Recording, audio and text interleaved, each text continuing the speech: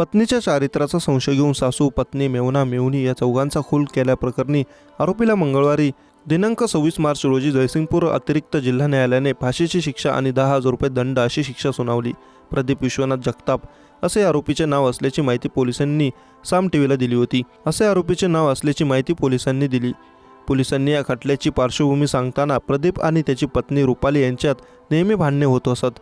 प्रदीपला पत्नीच्या चारित्र्याचा संशय होता। त्यावरून ऑक्टोबरमध्ये सन 2018 कालावधीत एका रात्री दोघांमध्ये भांडण झाले होते।